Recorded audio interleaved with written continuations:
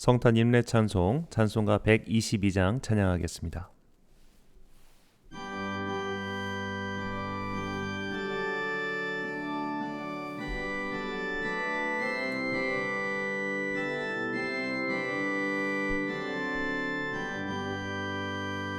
참 반가운 성도여 다 이리 와서 베들레헴 성 안에 가봅시다.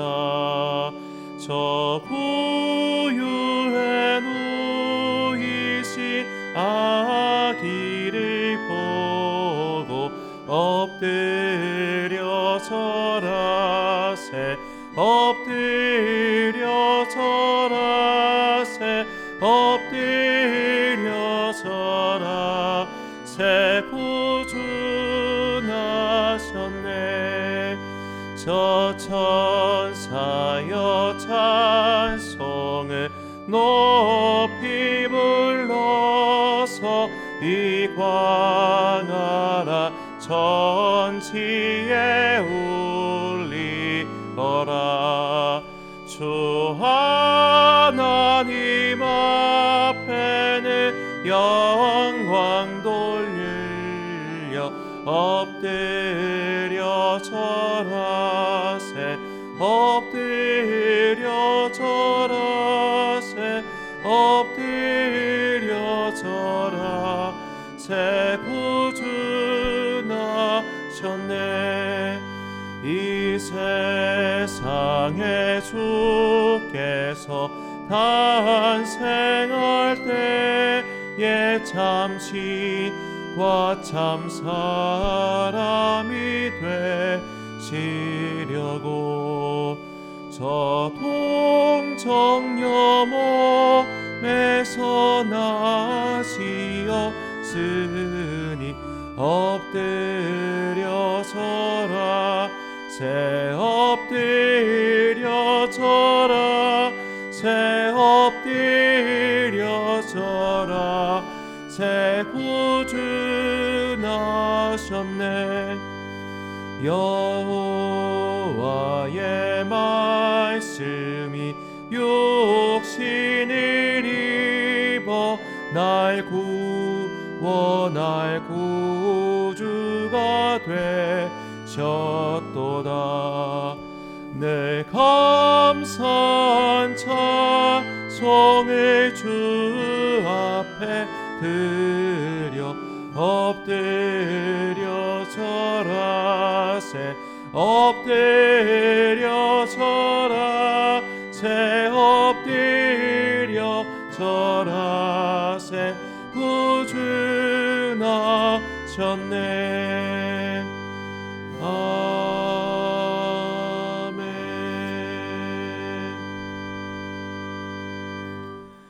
아들을 이 땅에 보내신 하나님의 은혜가 여러분과 함께 하시기를 빕니다. 천사가 이르되 무서워하지 말라. 보라, 내가 온 백성에게 미칠 큰 기쁨의 좋은 소식을 너희에게 전하노라. 오늘 다윗의 동네에 너희를 위하여 구주가 나셨으니 곧 그리스도 주시니라. 아멘. 하나님, 하나님의 아들 예수 그리스도의 탄생을 기뻐하는 기쁨의 날을 다시 우리에게 주심을 감사드립니다. 오늘 예수 그리스도의 영이 우리 마음에서 새롭게 태어나게 하시고 우리를 다스리시는 주님을 기쁨으로 영접하게 하소서. 그 옛날 천사들의 노래소리를 다시 들을 수 있도록 우리의 귀를 열어주시고 또한 마음을 드높여 찬양하도록 우리의 입술을 열어주소서. 이 땅에 오셔서 낮고 낮은 구유에 누워 계셨던 그리스도 예수님의 이름으로 기도드립니다. 아멘. 찬송가 115장입니다.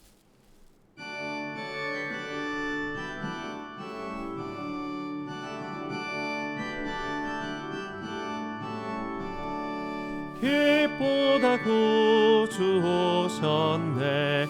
만 백성 맞으라. 온 교회여 다 일어나 다 찬양하여라. 다 찬양하여라. 다 찬양하여라. 구세주 탄생했으니 다 찬양하여라. 이 세상의 만물들아 다 화답하여라. 다 화답하여라. 다 화답하여라. 온 세상 죄를 사하려 주 예수 오셨네. 죄와 슬픔 몰아내고 다 구원하시네. 다 구원하시네. 다 구원하시네. 은혜와 진리 되신 주 다 주관하시니 만국 백성 구주 앞에 다 경배하여라. 다 경배하여라. 다 경배하여라.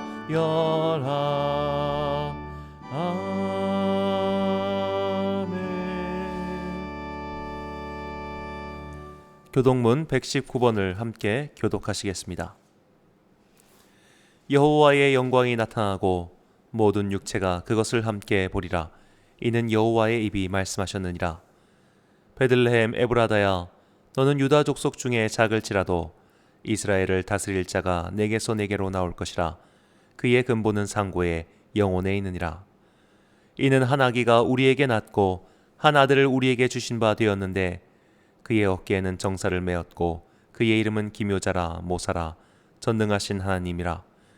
영존하시는 아버지라 평강의 왕이라 할 것임이라. 그 정사와 평강의 더함이 무궁하며 또 다윗의 왕좌와 그의 나라에 군림하여 그 나라를 굳게 세우고 지금 이후로 영원히 정의와 공의로 그것을 보존하실 것이라.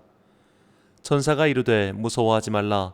보라, 내가 온 백성에게 미칠 큰 기쁨의 좋은 소식을 너희에게 전하노라. 오늘 다윗의 동네에 너희를 위하여 구주가 나셨으니 곧 그리스도 주시니라. 아멘. 찬송가 123장입니다.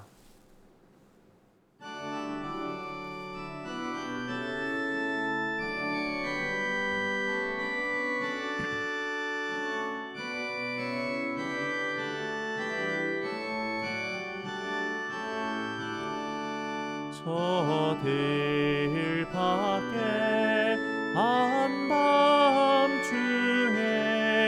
양팀에 자던 목자들 천사들이 전하여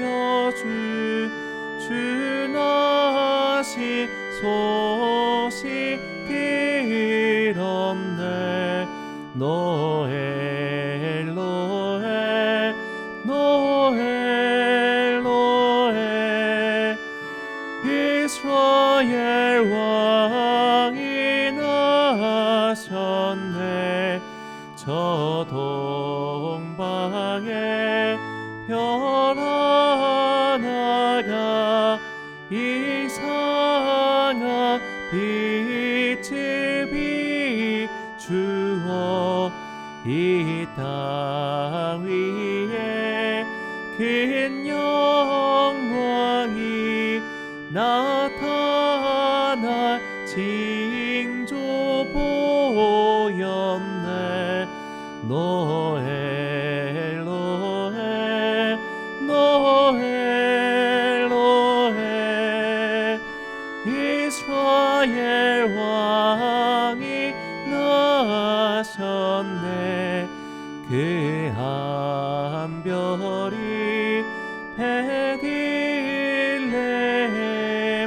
향하여 바로 가더니 아기 예수 누신 집 그 위에 오자 멈췄네. 노엘 노엘 노엘 노엘 이스라엘 왕이 나셨네. 저 동방의 박사들이 새아기 보고서 하고 기법에야 다 열어서 세 가지 예물 드렸네. 노엘 노엘 노엘 노엘 이스라엘 왕이 나셨네. 아멘.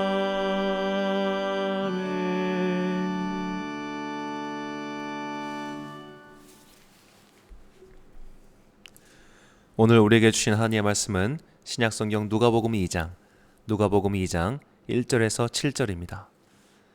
누가복음 2장 1절부터 7절까지의 말씀. 이제 봉독하겠습니다. 하나님의 말씀을 경청하십시오. 그때에 가이사 아구스도가 영을 내려 천하로 다 호적하라 하였으니 이 호적은 구레뇨가 수리아 총독이 되었을 때에 처음 한 것이라. 모든 사람이 호적하러 각각 고향으로 돌아가매 요셉도 다윗의 집 족속이므로 갈릴리 나사렛 동네에서 유대를 향하여 베들레헴이라 하는 다윗의 동네로 그 약혼한 마리아와 함께 호적하러 올라가니 마리아가 이미 잉태하였더라. 거기 있을 그때에 해산할 날이 차서 첫 아들을 낳아 강보로 싸서 구유에 누였으니 이는 여관에 있을 곳이 없음이러라. 아멘. 예수님이 오시는 곳이란 제목으로 하나님의 말씀 선포하겠습니다. 모든 종교에는 교리라는 것이 있습니다. 통일교와 같은 사이비 종교단체도 원리강론이라는 교리서가 있습니다. 증산도처럼 황당한 곳도 경전이 있고 교리가 있습니다. 교리는 종교가 종교로서 존재할 수 있는 근거입니다. 무당들이 믿는 샤머니즘 같은 것도 매우 원초적 형태의 교리가 있습니다. 고등 종교가 될수록 교리는 더욱 세밀해지고 어떤 외부의 논리적 공격도 방어할 수 있는 굳건한 체제가 됩니다. 교리는 그것을 믿는 자들에게는 굳건한 성벽이지만 그것을 허물려고 하거나 그것 밖으로 나가고 싶어하는 자들에게는 숨막히는 장벽입니다. 그래서 교리를 뜻하는 영어 도그마는 이런 이중적인 의미를 다 갖고 있습니다. 도그마는 변해서도 안 되며 무조건 지켜야 하는 신념입니다. 이것을 변형하거나 깨려고 시도하는 자들은 이단이며 적으로 취급합니다. 도그마에는 이런 앞뒤 꽉 막힌 답답함이 있기 때문에 영어로 도그마티즘, 우리말로 교조주의가 되면 매우 부정적인 의미가 됩니다. 국어사전은 교조주의를 이렇게 설명합니다. 무비판적 독단주의. 교조주의에 이르면 도그마는 비판해서도 안 되고 건드려서도 안 되는 신성불가침의 영역이 되어버립니다. 다행히도 기독교의 교리는 항상 이단 및 이방 타종교와의 대화 속에서 형성되었기 때문에 대화와 도전 그 자체를 적대하지 않습니다. 교리를 지키는 자들이라면 어떤 공격에도 즐겁게 대화할 자세가 되어 있어야 하지 않을까요? 마치 도전자들을 즐기는 챔피언과 같은 관대하고도 멋진 자세 말입니다. 비판을 두려워하는 교리주의자는 교조주의자가 될 뿐입니다. 이렇게 굳건한 벽 같은 의미의 도그마라는 영어 단어는 헬라어 도그마에서 온 단어입니다. 다만 영어 도그마는 종교의 영역에서 사용하는 단어라면 헬라어 도그마는 의미가 좀 다릅니다. 이것은 명령을 뜻합니다. 이 헬라어 도그마는 국가가 내린 행정명령 같은 것입니다. 지금 우리나라도 집합금지 같은 행정명령이 계속 내려오고 있지요. 그걸 어기면 처벌을 받습니다. 다만 우리나라 같은 민주주의 국가는 개인이 피해를 감수하고서라도 그것을 결정할 권리가 있습니다. 그러나 고대 사회, 그것도 로마 제국에서는 그렇지 않았습니다. 오늘 본문은 예수님의 탄생을 알리는 누가복음의 본문입니다. 본문 1절입니다. 그때에 가이사 아구스도가 영을 내려 천하로 다 호적하라 하였으니 아멘. 여기서 영이라고 번역한 헬라어가 도그마입니다. 변하지 않을 영입니다. 어길 수 없는 영입니다. 거절할 수도 없고 바꿀 수도 없는 령이 내려왔습니다. 무엇보다 이 령을 내린 주체가 중요합니다. 바로 가이사 아구스토입니다. 이 가이사 아구스토는 헬라식 발음이고 라틴식의 정확한 이름은 가이우스 옥타비아누스 아우구스투스입니다. 기원전 1세기 로마 공화국은 큰 혼란을 겪고 있었습니다. 이 거대한 속주를 다스리기엔 공화국의 정치 체제가 너무나 느렸습니다. 그들은 복잡한 선거 체계가 있었습니다. 집정관이라는 최고 지도자, 오늘날 대통령격인 사람이 있었지만 임기가 2년도 채 안 되었습니다. 독재를 막기 위해 다양한 견제 장치가 있었는데 그것이 오히려 국가 발전의 발목을 잡고 있었습니다. 무엇보다 큰 문제는 군대와 로마 시민권이었습니다. 로마 공화정은 고대 도시 로마에 뿌리를 두고 있었습니다. 고대 도시 로마를 건설하고 다스린 사람들은 명문가로 대접받았습니다. 무엇보다 그들은 출신 성부를 너무 중요시했습니다. 그래서 같은 이탈리아 반도 출신인데도 로마에서 태어났느냐 아니냐를 두고 차별이 심각했습니다.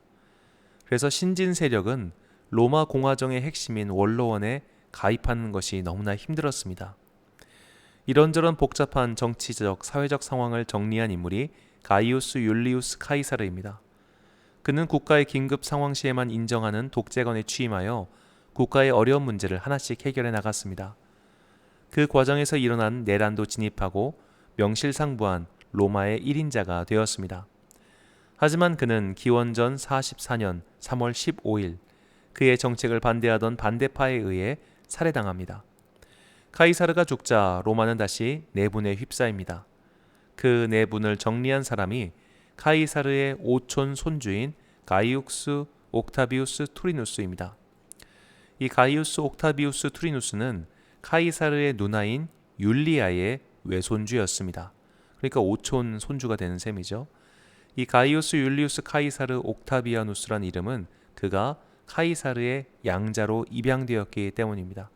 카이사르에게는 공식적으로 자녀가 없었습니다. 이름이 너무 길어졌는데 로마 귀족 사회는 출신이 중요하기 때문에 이렇게 이름이 중간에 막 들어가고 길어집니다. 이 옥타비아누스는 로마의 모든 내란을 종식시킵니다. 그의 양아버지는 로마 공화국이라는 체제 자체를 바꾸진 않았습니다. 독재관이라는 것도 엄연히 법률상 가능했기에 그는 체제 안에서 고칠 수 있는 것을 고치려고 했던 사람이죠. 그러나 옥타비아누스는 달랐습니다. 그는 더 이상 공화정이라는 체제가 로마라는 거대한 영토를 다스릴 수 없다고 생각했습니다. 그래서 옥타비아누스는 선출된 의원, 선출된 대표가 다스리던 나라를 한 명의 지도자가 평생 다스리는 체제로 바꿉니다. 공화정이 황제가 다스리는 제정이 된 것입니다. 이때부터 로마를 로마 제국이라고 부릅니다. 그리고 그 나라를 다스리는 대표가 된 옥타비아누스에게는 세 가지의 특별한 호칭이 부여됩니다. 첫 번째 호칭은 아우구스투스입니다. 이것은 위대한 자라는 뜻입니다. 오늘 본문의 아구스토가 아우구스투스와 같은 단어입니다. 로마는 카이사르 이전부터 계산하면 거의 40년 가까운 내전을 치렀습니다. 그 혼란을 종식시켰으니 위대한 자라는 칭송을 들을 만했나 봅니다. 두 번째 호칭은 임페라토르입니다. 임페라토르는 현장에서 전쟁을 자유롭게 수행할 수 있는 통수권자를 가리킵니다. 이 직책도 역시 전시에 작동하던 직책이었습니다. 그러나 옥타비아누스는 이걸 종신직으로 갖게 됩니다. 그래서 영어로 황제를 뜻하는 엠페러가 이 단어에서 왔습니다. 세 번째 호칭은 프린캡스입니다. 이는 제1입법자, 제1발언권자라는 뜻입니다. 즉 언제든 입법권자가 되어 법령에 대한 투표를 요구할 수 있다는 거죠. 옥타비아누스는 이렇게 로마의 영구한 1인자가 되었습니다. 그리고 그가 지목한 후계자들은 그와 동등한 권위는 없더라도 동일한 권력을 휘두를 수 있는 법이 완성되었습니다. 이런 비유가 어떨까 싶네요. 현재 러시아의 대통령은 푸틴입니다. 그런데 푸틴의 별명은 짜르, 즉 황제입니다. 분명히 입법주의 국가이지만 그는 절대적인 권력을 갖고 있습니다. 옥타비아누스도 마찬가지였습니다.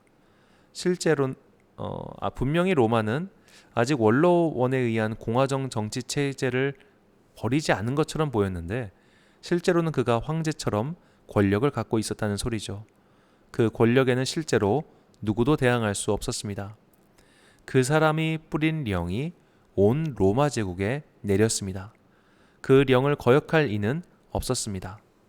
옥타비아누스, 이 원로원으로부터 위대한 자라고 이름을 받은 아우구스투스는 이미 신의 아들이라는 호칭도 얻었습니다.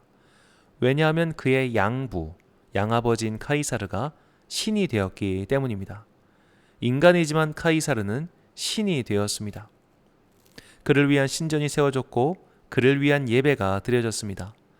아우구스투스는 위대한 인간이면서 신의 아들, 즉 반인 반신이었습니다.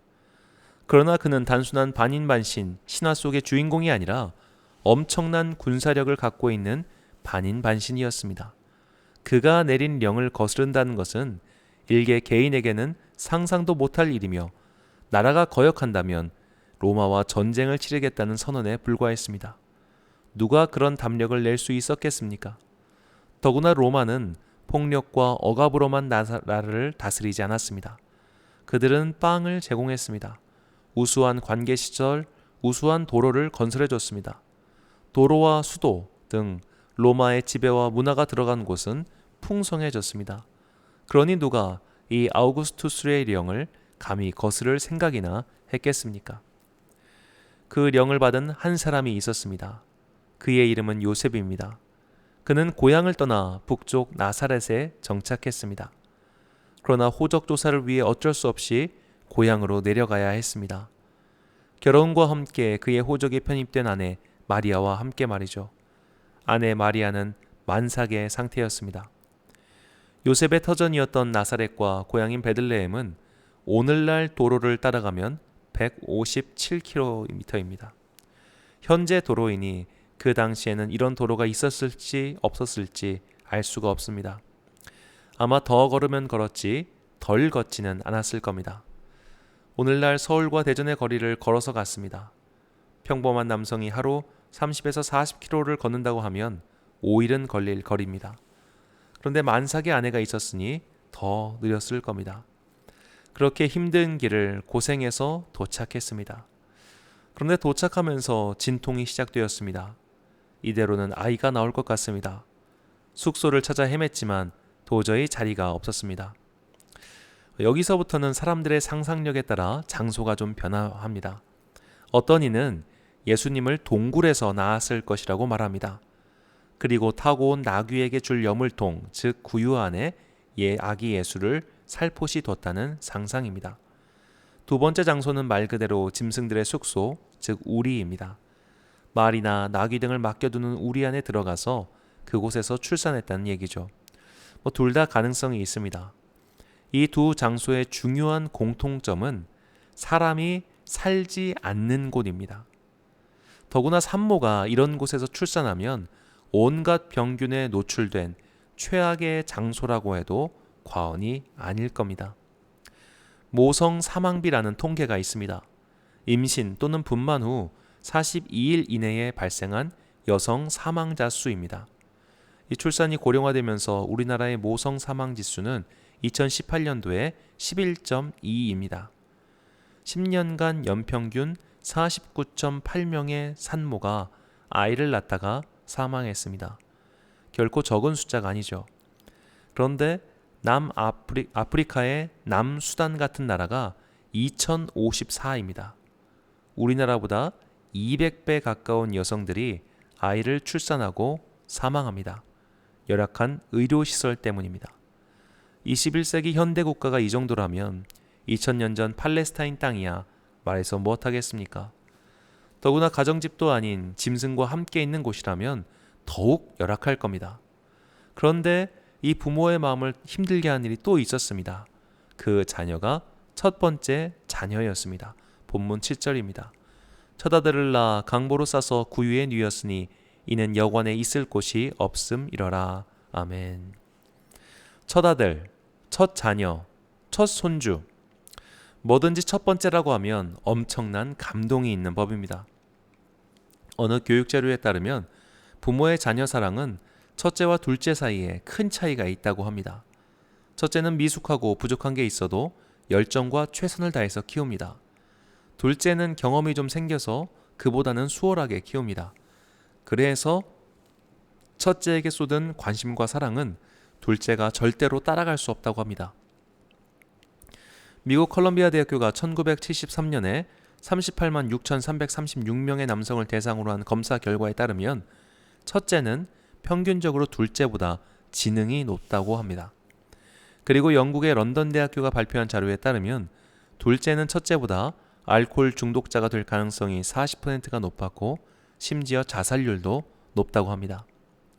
첫째들은 통상 부모의 모든 관심과 배려를 독차지할 수 있기 때문에 지적 발전의 기회가 충분하지만 나중에 태어난 동생일수록 그럴 기회가 적어 지능 차이가 생긴다는 것이 일반적인 설명입니다.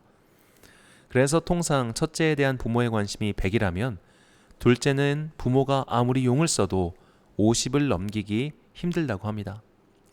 그렇게 귀한 첫 아이를 짐승들이 있는 곳에서 낳아야 했습니다.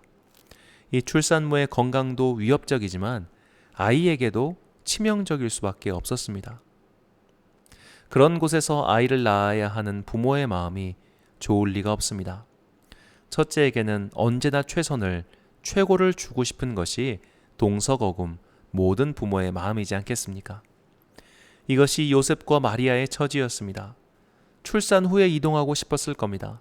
그러나 그런 처지와 상황을 배려해 주지 않았습니다. 절대적인 령, 절대적인 도그마였습니다. 세상을 지배하는 자, 위대한 자, 모든 적을 분쇄시킬 수 있는 절대자가 내린 절대적인 명령이었습니다. 그래서 어쩔 수 없이 그들은 그 먼 길을 가서 그 초라하기 그지없는 짐승의 밥통에 첫 아들을 뉘일 수밖에 없었습니다. 그 마음이 기쁨과 감격, 감사로 가득했겠습니까?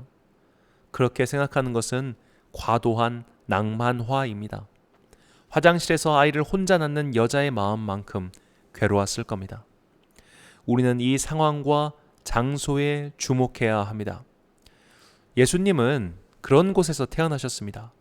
절망, 괴로움, 낙심, 안타까움의 한복판에 내려오셨습니다. 따뜻한 가정, 행복이 넘치는 낭만적인 장소가 아니라 절대적인 권력 앞에서 아무것도 할 수 없는 연약하고 초라한 사람들의 장소로 내려오셨습니다. 힘도 없고 재력도 없어서 처다들 짐승들이 있는 곳, 냄새만 나는 것이 아니라 병균이 가득한 곳에 주님께서 내려오셨습니다. 우리 예수님은 이런 곳으로 오셨습니다. 그렇다면 예수님이 다시 오시는 곳도 이런 장소일 겁니다. 요한복음은 주님이 오신 그 장소를 한 단어로 압축했습니다. 요한복음 1장 5절입니다. 빛이 어둠에 비치되 어둠이 깨닫지 못하더라. 아멘. 온 세상에 빛이신 예수님께서 오신 곳은 밝고 아름다운 곳이 아니라 어두컴컴하고 음습한 곳이었습니다. 짐승의 우리에 누가 불을 달아뒀겠습니까? 동굴에 무슨 불빛이 있었겠습니까? 가난한 자가 어떻게 밝고 환한 곳에서 첫 아이를 낳았겠습니까? 예수님께서는 너무나 낮고 비루한 곳으로 오셨습니다. 이것이 주님의 탄생을 통해 우리에게 가르쳐 주시는 하나님의 메시지입니다. 예수님은 제국의 권력자, 혼돈의 시대를 끝낸 시대의 영웅이자 구세주의 아들로 오지 않으셨습니다. 신의 아들을 자처하고 세상을 다스리던 자의 아들로 오시지 않았습니다. 예수님이 태어나신 곳은 화려한 궁전이 아니었습니다. 수많은 사람들에게 둘러싸여 기쁨과 환대를 받지도 못하셨습니다.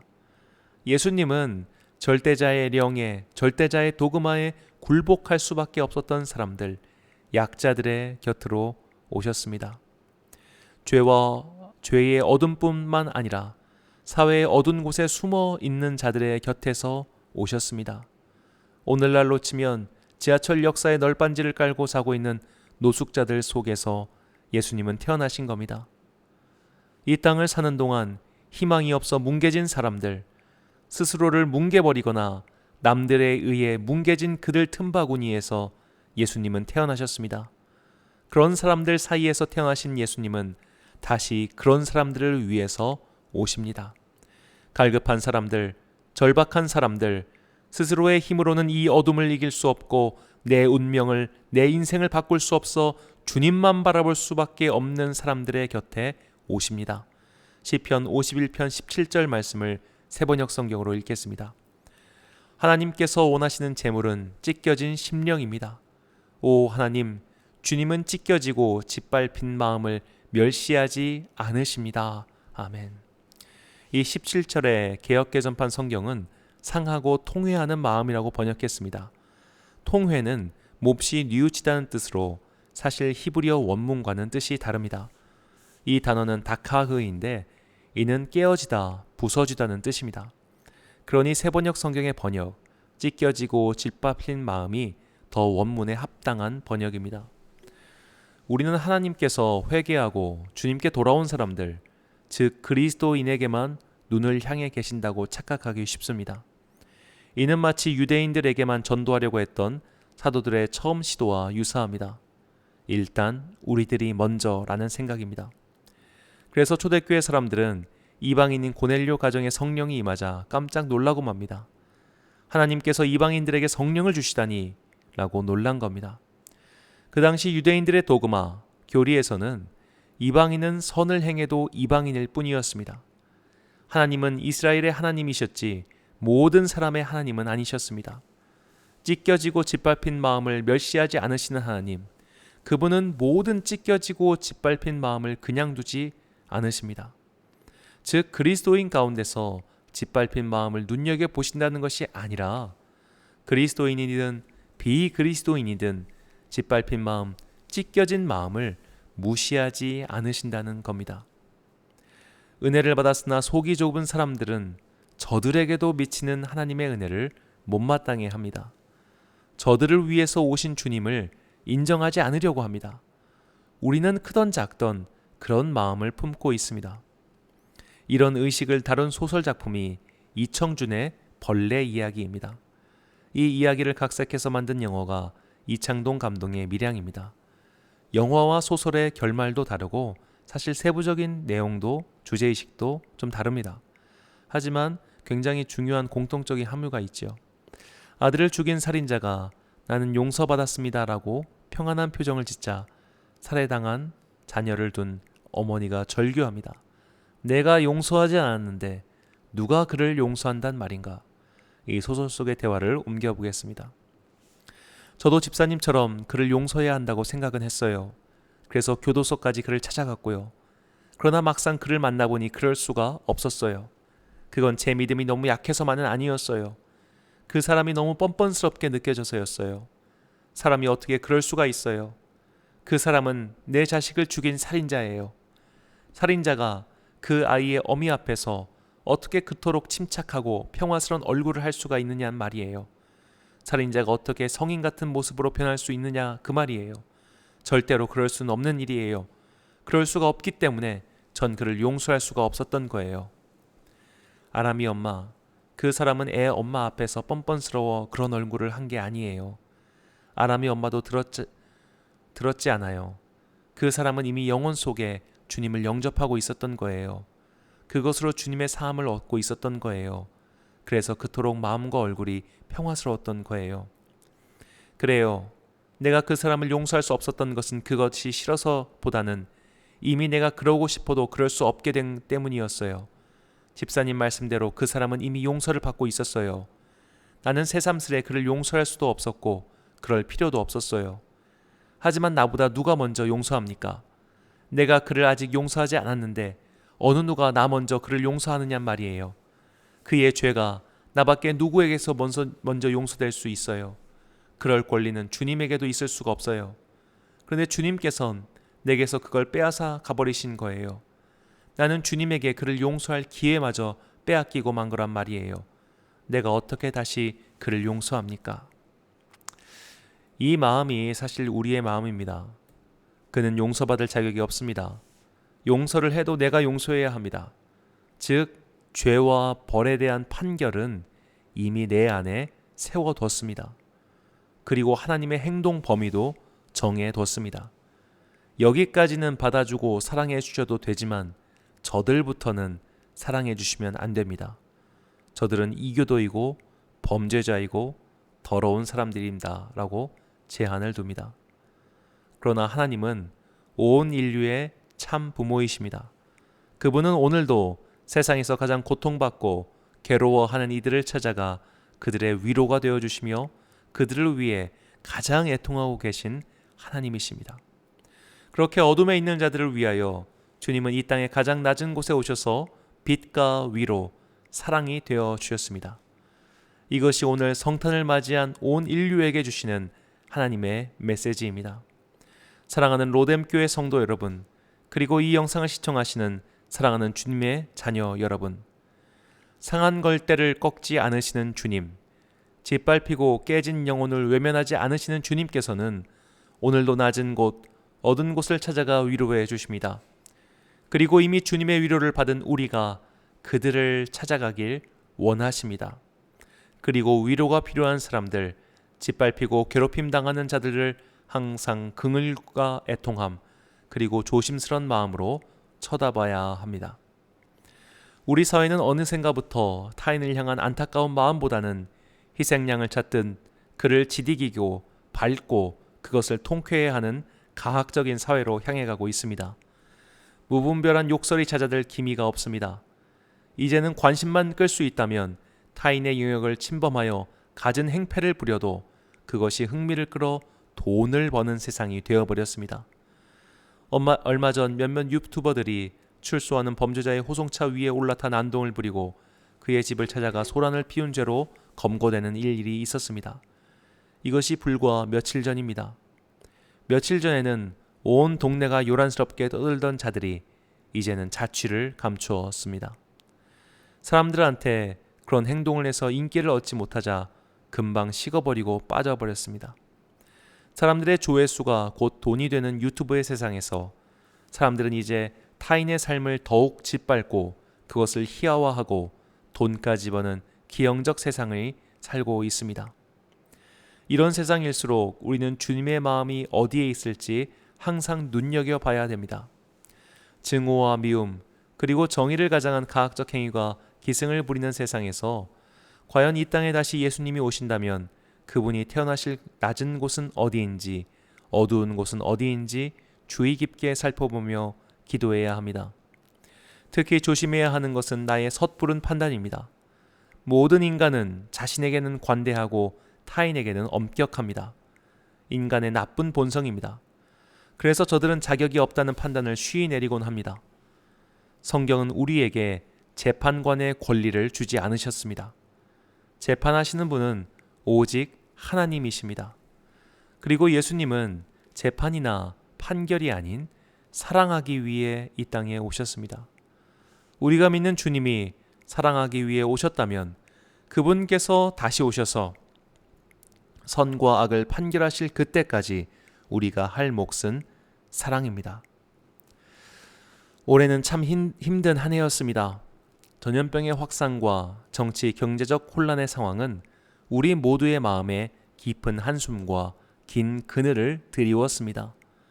이런 상황으로 인해 짓밟힌 자들이 너무나 많았습니다. 어렵게 개업한 가게를 접어야 했던 사람들, 집값의 상승으로 살 곳을 찾지 못해 헤매는 사람들, 정치적 혼란과 사회적 갈등으로 많은 이들의 마음이 참 어려웠습니다.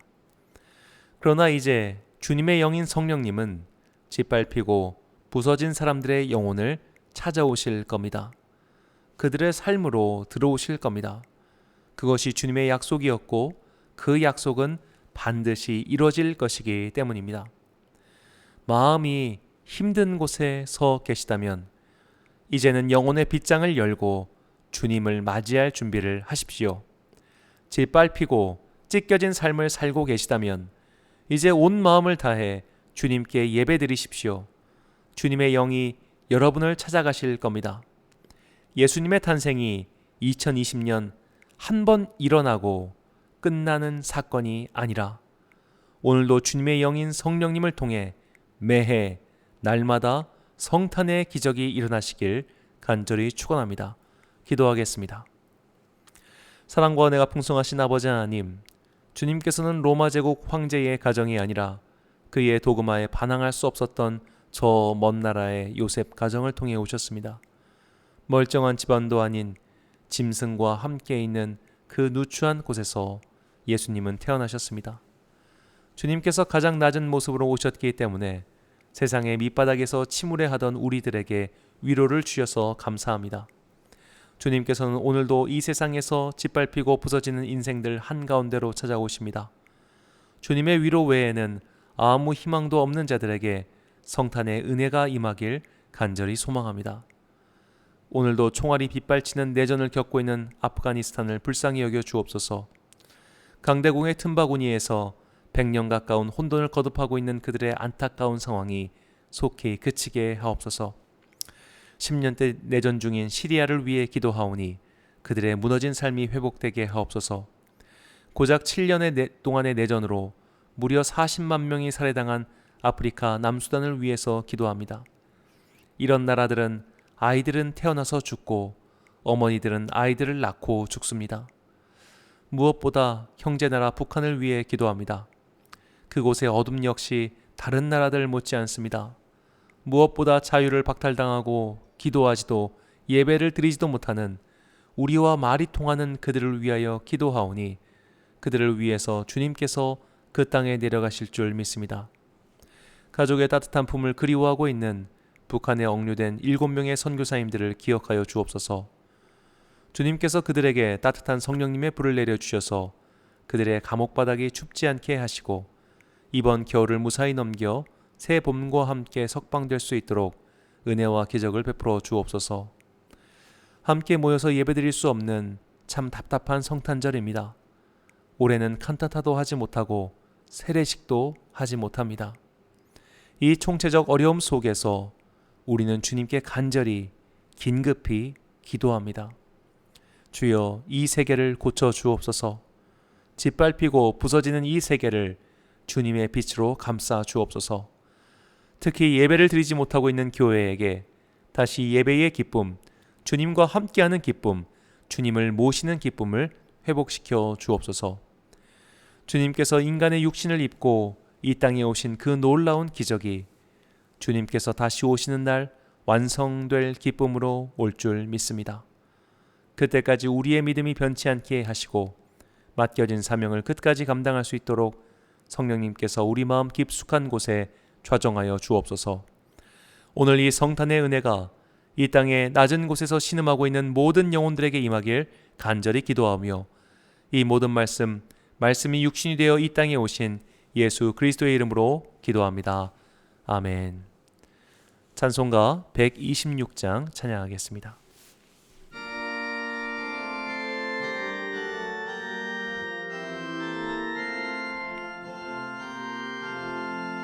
천사 찬송하기를 거룩하신 구주께 영광 돌려보내세. 구주 오늘 나셨네. 길고 작은 나라들 기뻐와 답하여라. 영광 받을 왕의 베들레헴 나신 주. 영광 받을 왕의 베들레헴에 나신 주.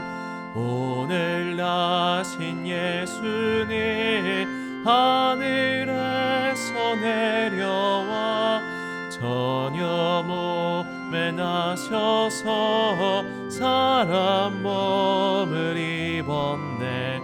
세상 모든 사람들 영원하신 주님께 영광 돌려보내며 높이 찬양하여라. 영광 돌려보내며 높이 찬양하여라. 의로우신 예수님 평화의 왕 되시고 세상 빛 지 되시며 우리 생명 되시는 죄인들을 불러서 거듭나게 하시고 영생하게 하시니 왕께 찬양하여라. 영생하게 하시니 왕께 찬양하여라. 아멘.